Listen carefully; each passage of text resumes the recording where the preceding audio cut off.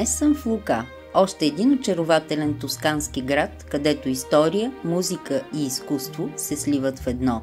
Но за любителите на операта Лука е още по-специален.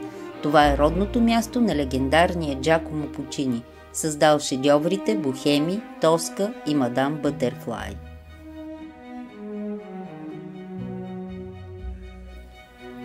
На ъгъла на една от тесните улици в град Лука, Вия дел Поджо, срещу една малка градина се издигаше грозна, извехтяла, почти гола къща. Оградата навяваше тъга, нямаше нищо приятно и весело в нея. Само по прозорците на първия етаж имаше няколко обикновени саксии с цветя, поставени в ъглите на корнизите, за да има място за току-що опраното простряно бельо. Тук живееше фамилията Пучини. Така описва родната къща на композитора Януш Букаи в биографията му. Джакомо Пучини е роден тук в Лука на 22 декември 1858 година в семейство на музиканти. Баща му Микеле Пучини е бил композитор и е заемал престижната роля на маестро ди капела в катедралата Сан Мартино. Издигната е през 11 век и посветена на римския войник Свети Мартин, който е изобразен на фасадата на сградата. Тя привлича вниманието с многото колони, всяка от които различна. Легендата гласи, че когато жителите на Лука решили да декорират катедралата, обявили конкурс за най-красива колона. Всеки един от участниците е изработил по една, а жителите на Лука решили, че ще ги използват всичките, като не заплатили нищо на художниците.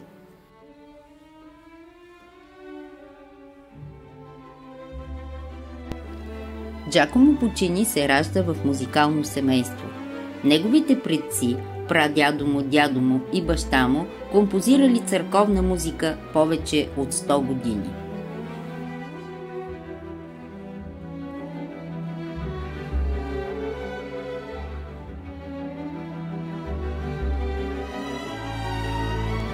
Всички очакват, че младият Джакомо ще следва стъпките на семейството си като църковен музикант. Но предначертаното се променя, когато той посещава изпълнение на Аида от Верди. Вдъхновен решава, че операта е неговото истинско призвание.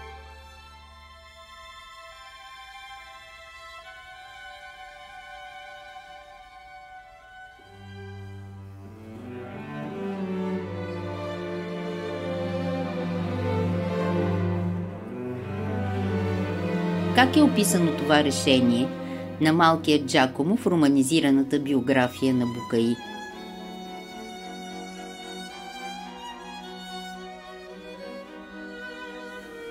Мамо, кажи, и аз ще пиша опери, но аз ще победя света, ще успея.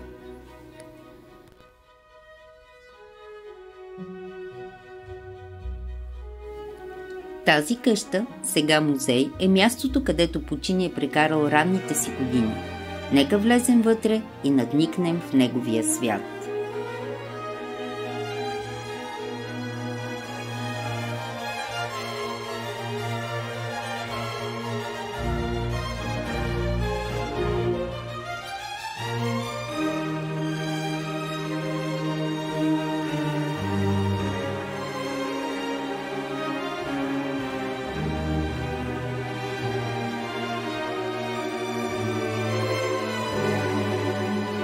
Това е стаята, в която Пучини е композирал. Тук той написва първата си опера «Висини».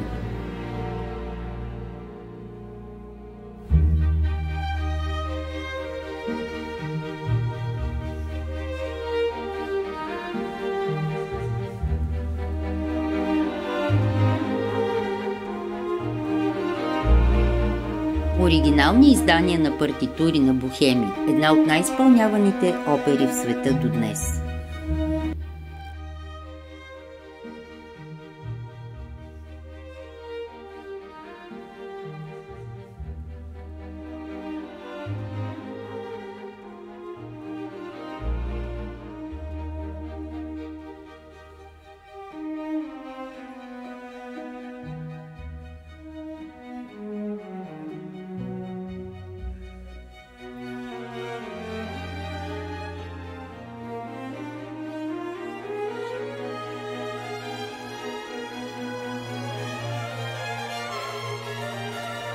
Писмата на Пучини разкриват неговия перфекционизъм и борби.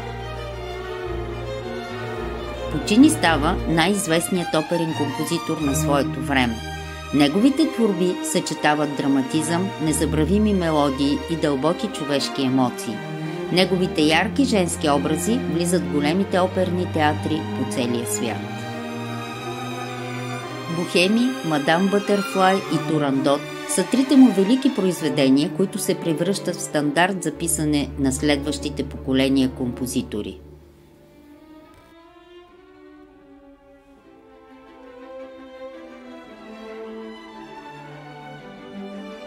Една от най-обичаните опери на всички времена, Бохеми, разказва историята на артисти в Париж и трагичната любовна връзка на Родолфо и Мими. Емоционалната дълбочина на операта и спиращите дъха мелодии я правят любима в цял свят. Страст, предателство и политически интриги. Тоска е завладяваща опера с една от най-мощните арии – Виси д'Арте.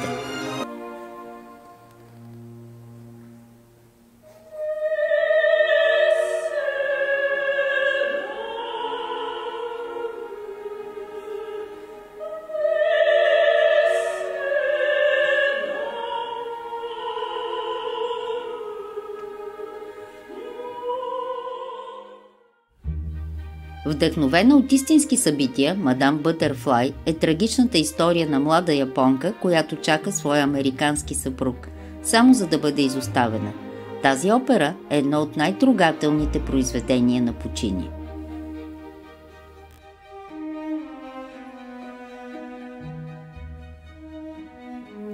Последната опера на Пучини, Турандот, остава недовършена след смъртта му през 1924 година. Тя включва една от най-известните арии в историята на операта – Несун Дорма. Пучини така и не доживява да види нейната премиера.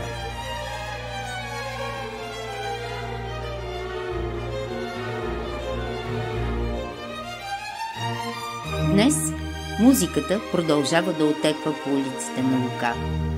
Градът е домакин на музикален фестивал, а оперите на Пучини продължават да се изпълняват в най-големите театри в света, доказвайки, че неговият гений е вечен.